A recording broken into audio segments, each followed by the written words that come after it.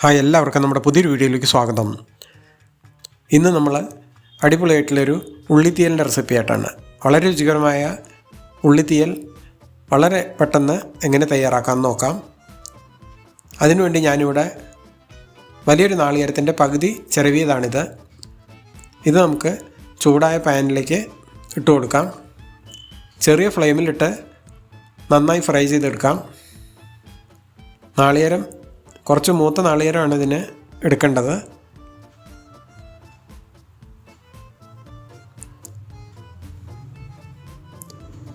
തുടർച്ചയായിട്ട് തന്നെ നമ്മളിത് ഇളക്കിക്കൊണ്ടിരിക്കണം, അല്ലെങ്കിൽ പെട്ടെന്ന് നാളികേരം കരിഞ്ഞു പോകാൻ സാധ്യതയുണ്ട്.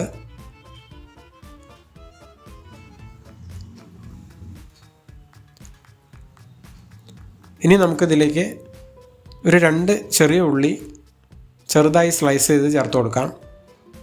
അങ്ങനെ ചേർക്കുമ്പോൾ കറിക്ക് നല്ലൊരു ടേസ്റ്റ് ആയിരിക്കും.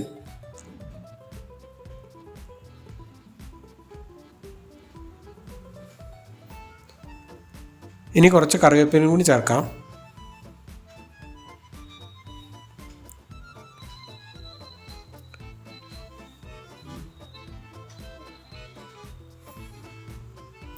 എല്ലാം കൂടെ ഒന്ന് നന്നായി ചെറിയ ഫ്ലെയിമിലിട്ട് നന്നായി വറുത്ത് കോരാം.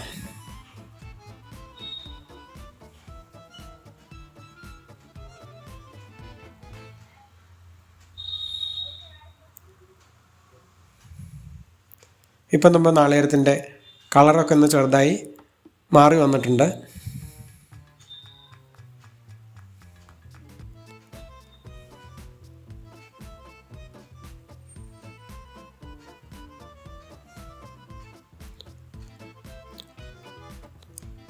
അപ്പോൾ നമ്മൾ നാളികേരം ഏകദേശം നന്നായി മൂത്ത് വന്നിട്ടുണ്ട്. ഇനി നമുക്കിതിലേക്ക് പൊടികൾ ഓരോന്നായി ചേർത്ത് കൊടുക്കാം. 1 ടീസ്പൂൺ മല്ലിപ്പൊടി ചേർക്കാം. 1 ടീസ്പൂൺ കാശ്മീരി മുളക് പൊടി ചേർക്കാം. 1 ടീസ്പൂൺ എരിവുള്ള മുളക് പൊടി ചേർക്കാം. ഫ്ലെയിം ഓഫ് ചെയ്യാം. ഇതിൻ്റെ ചൂടിൽ തന്നെ നമ്മുടെ പൊടികൾ നന്നായി വറുത്തെടുക്കാൻ പറ്റും. അവസാനം ഇതിലേക്ക് ഒരു 2 നുള്ള് ഉലുവ പൊടിച്ച് ചേർക്കാം. എല്ലാം കൂടെ ഒന്ന് ഇളക്കി യോജിപ്പിച്ച് പെട്ടെന്ന് തന്നെ നമുക്ക് കരിയാതെ ഒരു പരന്ന പാത്രത്തിലേക്ക് ചേർത്ത് കൊടുക്കാം. 300 ഗ്രാം ഉള്ളി തൊലി കളഞ്ഞ് കഴുകി വലുതൊക്കെ ഒന്ന് നടുക്ക് കീറിയതാണ്. ഈ സമയത്ത് നമ്മൾ ഒരു കടായിലേക്ക് 2 ടേബിൾ സ്പൂൺ വെളിച്ചെണ്ണ ഒഴിച്ച് കൊടുത്തിട്ടുണ്ടായിരുന്നു. ചൂടാകുമ്പോൾ നമുക്ക് ഉള്ളി ഇതിലേക്ക് ഇട്ട് കൊടുക്കാം. 2 പച്ചമുളക് കീറിയത് ചേർക്കാം. കുറച്ച് കറിവേപ്പില ചേർക്കാം. ആവശ്യത്തിനുള്ള ഉപ്പ് ചേർത്ത് കൊടുക്കാം. ഉള്ളി നന്നായി വഴറ്റിയെടുക്കാം.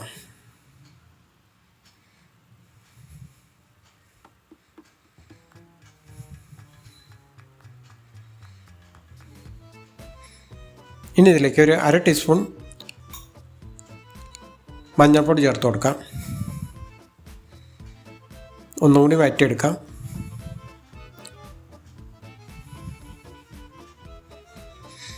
ഒരു നെല്ലിക്ക വലുപ്പത്തിൽ പുളി എടുത്തിട്ടുണ്ട്. ഒരു 1/2 കപ്പ് വെള്ളം ഒഴിച്ചതൊന്ന് കുതിരാൻ വേണ്ടി മാറ്റി വയ്ക്കാം. ഈ സമയം നമുക്കുണ്ട് നമ്മൾ നാളികേരം വെള്ളം ചേർക്കാതെ അരച്ചെടുക്കാം. വെള്ളം ചേർക്കാതെ നമ്മൾ അരച്ചു കൊണ്ടുവന്നിട്ടുണ്ട് നമ്മുടെ നാളികേരം. അപ്പം നമ്മുടെ ഉള്ളിയെല്ലാം നന്നായി വഴണ്ടി വന്നിട്ടുണ്ട്. ഇനി നമുക്കിതിലേക്കൊരു 1/2 കപ്പ് വെള്ളം ചേർത്ത് ഒരു 2 മിനിറ്റ് നേരം നമുക്കിതൊന്ന് ഉള്ളി ഒന്ന് വേവിച്ചെടുക്കാം.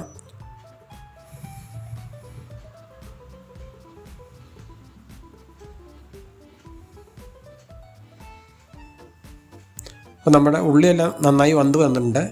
വെള്ളമൊക്കെ ഏകദേശം വറ്റി വന്നിട്ടുണ്ട്. ഇനി നമുക്ക് നേരത്തെ നമ്മൾ കുതിരാൻ വെച്ച പുളി പിഴിഞ്ഞെടുത്ത വെള്ളം ചേർത്ത് കൊടുക്കാം.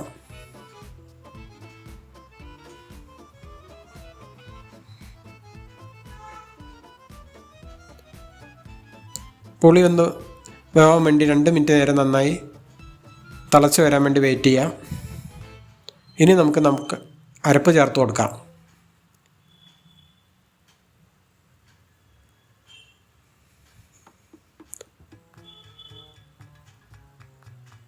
അരപ്പ് നന്നായി ഇളക്കി യോജിപ്പിച്ച് കൊടുക്കാം.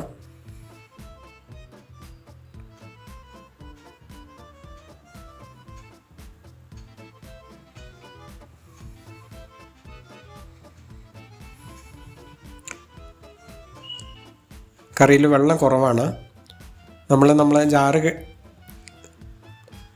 അരപ്പ് തയ്യാറാക്കിയ ജാറൊന്ന് കഴുകി ഒരു 1/4 കപ്പ് വെള്ളം കൂടി ഇതിൽ ചേർക്കാം. നമുക്ക്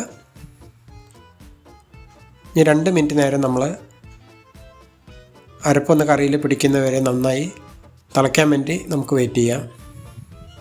ഈ സമയത്ത് ഉപ്പ് കുറവാണെങ്കിൽ നമുക്ക് ചേർത്ത് കൊടുക്കാം.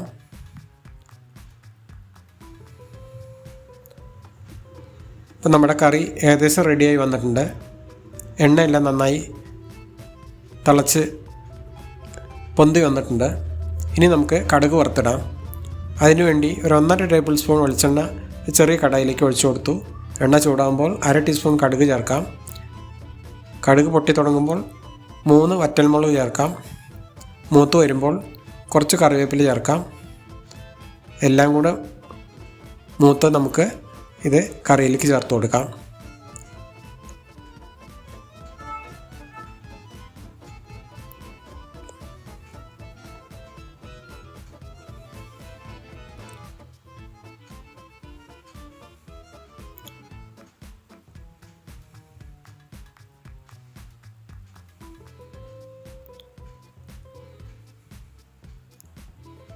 എല്ലാം കൂടെ ഒന്ന് മിക്സ് ചെയ്ത് കൊടുക്കാം.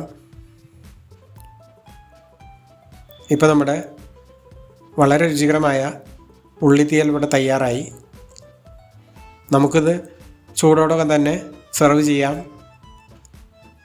ചോറിൻ്റെ കൂടെയും ചപ്പാത്തിയുടെ കൂടെയും കഴിക്കാൻ പറ്റിയൊരു ഒന്നാന്തരം കറിയാണിത്. എല്ലാവരും നമ്മുടെ ഉള്ളിത്തീയൽ ഒന്ന് ഉണ്ടാക്കി നോക്കി അഭിപ്രായങ്ങളും നിർദ്ദേശങ്ങളും അറിയിക്കുക. അതുപോലെ